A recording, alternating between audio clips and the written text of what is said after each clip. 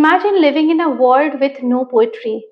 No Shakespeare, no Rabindranath, no Emily Dickinson. Imagine a world that is stripped of stories, stripped of metaphors, stripped of imaginative visions that make us feel more deeply than any facts ever could. What would remain? A mechanical society, perhaps efficient but barren of meaning. This is the world that p.b.shelley resisted when in 1821 he wrote this famous essay, Defense of Poetry, at the time when poetry was under attack.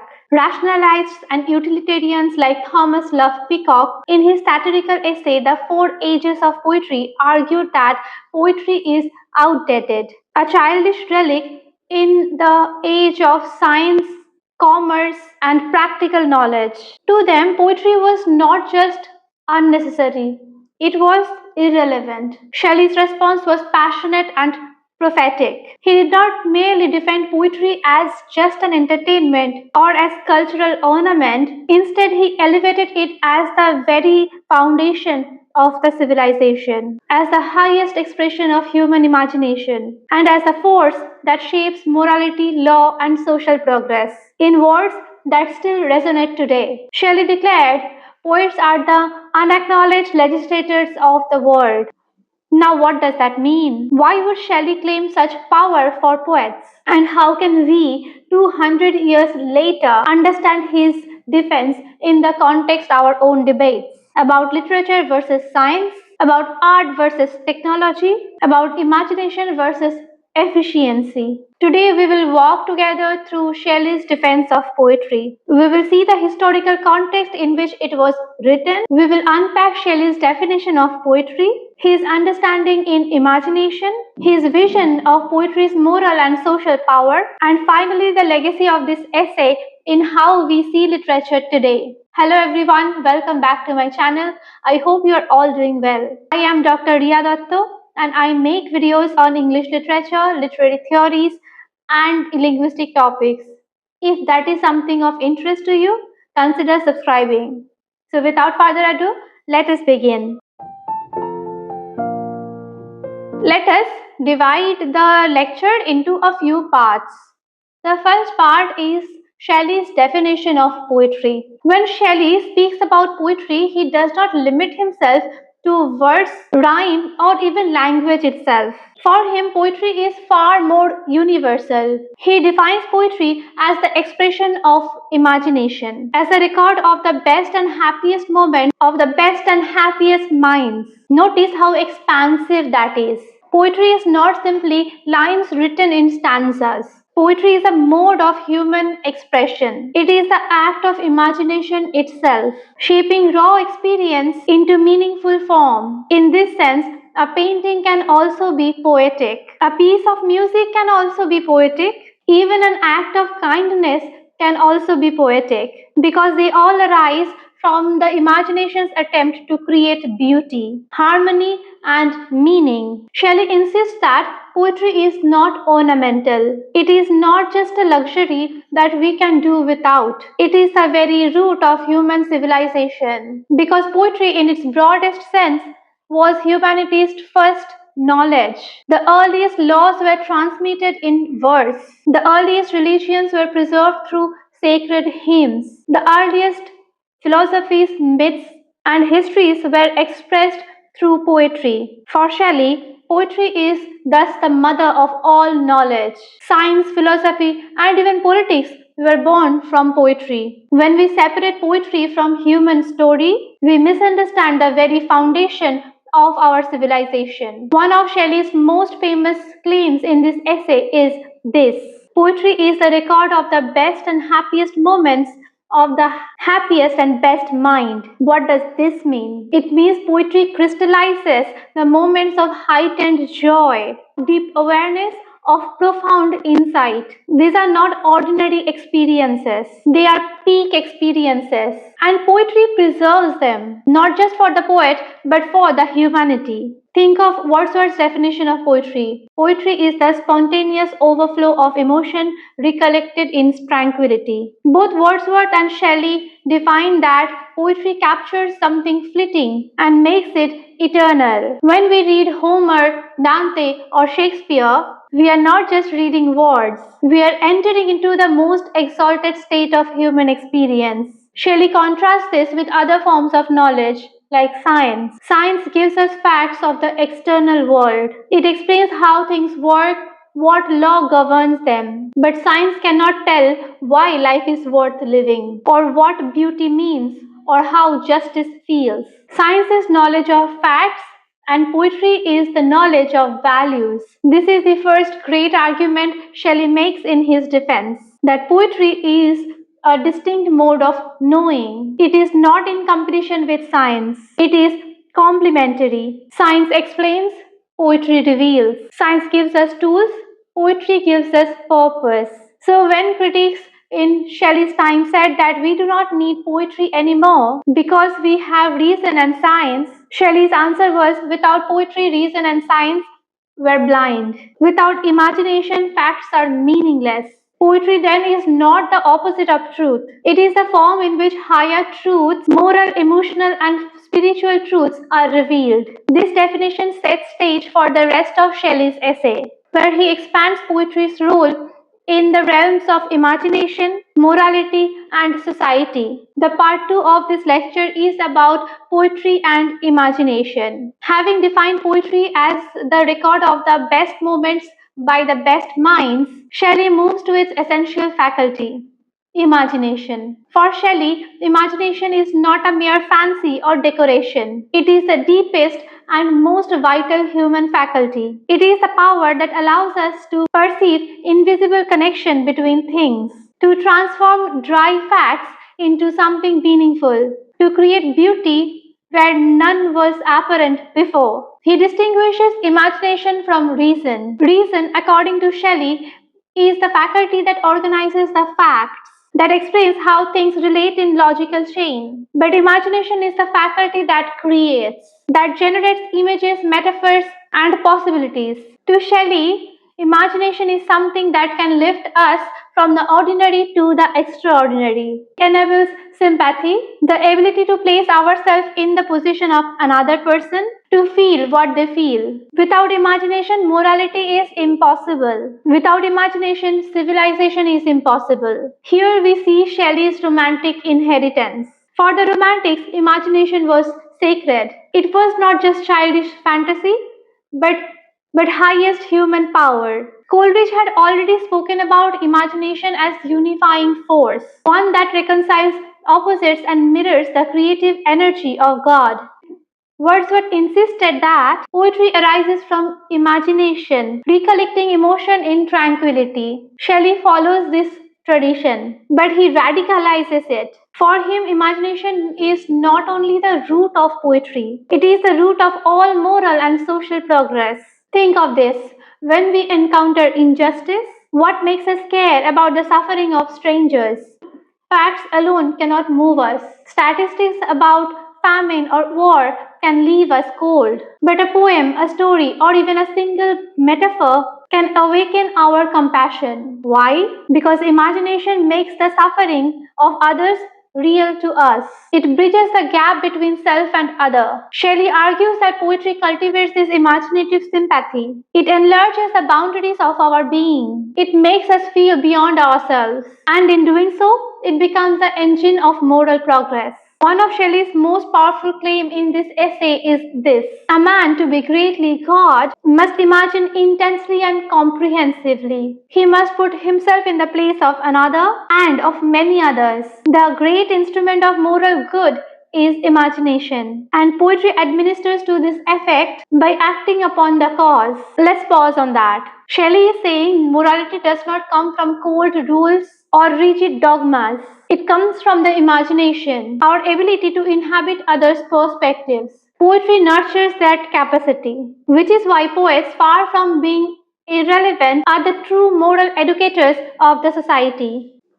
This claim stands as a direct rebuttal to the utilitarian thinkers. like Jeremy Bentham, who believed that morality was just a matter of calculation, the greatest goods for the greatest number. Shelley instead argued that morality is grounded in feelings, in sympathy, in imaginative identification. Without poetry, morality becomes abstract, lifeless, and ultimately inhuman. So, in part 2 of this essay, Shelley has drawn this vital connection. Poetry is the child of imagination, and imagination is the source of moral sensibility. Together, they make poetry most important civilizing force. This brings us to part 3. This is about poetry and morality. Having connected poetry and imagination, Shelley now extends the argument to morality and social life. Shelley argues that poetry is the teacher of virtue, but this teaching is not didactic, not about preaching moral lessons in rigid way. Instead, poetry works by cultivating the imaginative sensitivity as we have discussed. By awakening our imagination, by broadening our perspective, poetry leads us to moral truths naturally, almost unconsciously. Consider the example of Greek tragedy. In the plays like Oedipus Rex or Antigone, we are drawn into the fates of characters whose struggles are distant from our own. Yet through poetry, we feel their pain, their struggle, and their conflict. Our hearts expand. We begin to understand about universal truths about justice, about pride, about confession. This is moral education, not through rules, but through feelings. Shelley insists that throughout history, poetry has been the root of law and government. The earliest lawmakers were the poets. Think of Moses, whose laws were intertwined with songs and hymns. Think of Homer, whose epics carried the moral and cultural identity of Greece. Think of Vedas in India, the Psalms of the Bible. Before there were codes and constitutions, there was poetry. Poetry, Shelley says, is what makes humans capable of living together in a society. It gives us shared myths, shared values, shared stories. Without it, there would be no civilization. And here is Shelley's boldest claim. Poetry is not only the teacher of morality, but it is the prophet of the future. This is perhaps the most famous line of this essay. Shelley is not saying that poets literally sit in the parliament and write laws. He is saying that poets shape the imaginative climate of the society. Long before politicians act, poets dream. They articulate vision of justice, of beauty, of freedom that later became the foundation of law and reform. Think of it in this way. Before the abolition of slavery, poets and writers were already thinking about a world without this. Before women's rights were established, poets and novelists were already articulating about the dignity and respect of women. In this sense, poets legislate, not through power, but through vision. They create imaginative laws in which future laws becomes possible. Shelley thus overturns the utilitarian charge that poetry is useless. On the contrary, poets are the very ones who prepare the ground for social change. They give humanity its highest ideals. To summarize part 3, poetry is inseparable from morality, law, and progress. It is the educator of sympathy, the foundation of civilization, and the prophet of future justice. Part 4 of this essay is about poetry, civilization, and progress. Shelley now turns from morality to the broader spectrum of civilization and progress. He argues that poetry is not an ornament to culture, not a luxury for a refined few. It is the very foundation of human advancement. Poetry, he insists, is the root of law, philosophy, religion, and of science itself. How can this be? Let's take a closer look.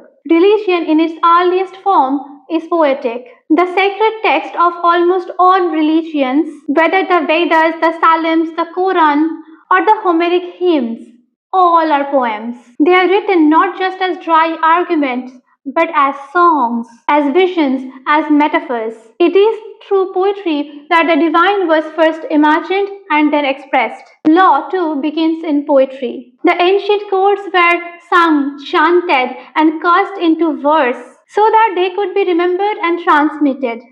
In this sense, poetry literally preserves justice through generations. Philosophy, Shelley argues, was also born in poetry. The earliest Greek thinkers like Heraclitus wrote in verse.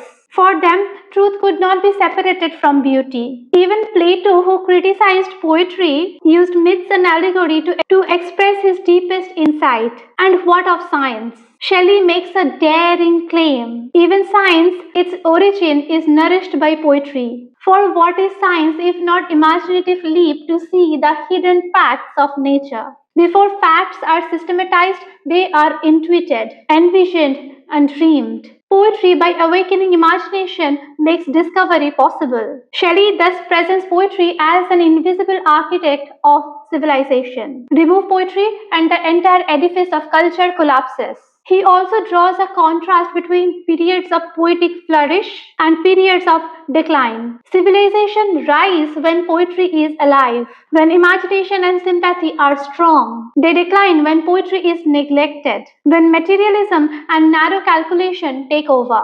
Think of ancient Greece. Its political and artistic achievements were inseparable from its poetic genius. Homer, Sophocles, Pindar. Think of Renaissance Italy, where Dante, Petrarch, and Ariosto breathed life in Europe.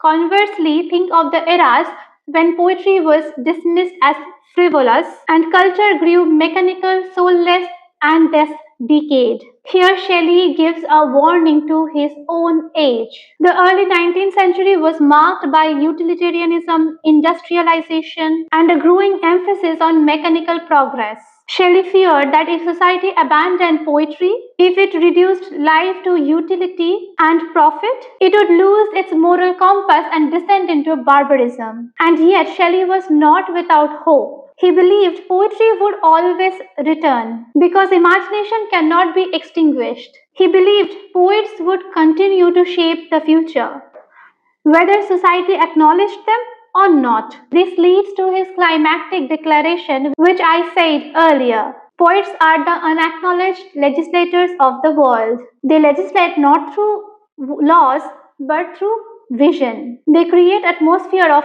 thought in which new laws, new freedom can arise. Thus, in Shelley's grand vision, poetry is civilization itself. It is the voice of humanity at its highest, the power that binds the past to the present, the light that guides us to the future. As Shelley brings defense to poetry to its close, he reiterates its central claim. Poetry is not just a pastime but a vital necessity. It is the record of our noblest thoughts, the instrument of our moral growth, the seed to our laws and science, and the prophecy of our future. Shelley's essay is both a passionate rebuttal of the utilitarianism and a manifesto where Bentham saw only calculation of pain. Shelley saw the infinite richness of human sympathy. Where the industrial age values machine and profit, Shelley valued beauty, love, and moral imagination. We should note that Shelley did not live to see this essay published. It appeared in 1940, nearly 20 years after his death, edited by Mary Shelley, but its influence has been immense. In the Victorian period, Matthew Arnold echoed Shelley's belief that poetry is the substitute of religion in secular age. In 20th century, thinkers like T.S. Eliot, F.R. Davis wrestled with Shelley's thoughts, sometimes changing them, sometimes defending them. Even today, in debates about the role of humanity, when people argue that literature cultivates empathy and that arts are necessary for democracy, they are echoing Shelley's defense. What makes this essay so powerful is its blend of vision and passion. This is not a cautious academic treatise, it is a declaration, almost prophecy. Shelley does not prove the importance of poetry with statistics, he proclaims it with the conviction of a poet prophet, and perhaps that is fitting, for the essay itself becomes what it defends. It is poetry in prose. It imagines a higher view of humanity, and in doing so, it legislates for the future. Let us return then to his most famous line: poets are the unacknowledged legislators of the world. When Shelley wrote this, he was not merely defending poets against the utilitarianism. He was issuing a challenge. If poetry is indeed the heart of civilization, then we must nurture it, defend it, and live by its value. So next time if someone asks, What is the need for poetry? We may answer with Shelley. It is the use of human being. Without poetry, we may survive, but with poetry, we may truly live. So that is Shelley's essay, The Defense of Poetry. I hope this lecture was helpful to you. And for more videos like this, keep an eye on my channel. Thank you for watching. Bye bye.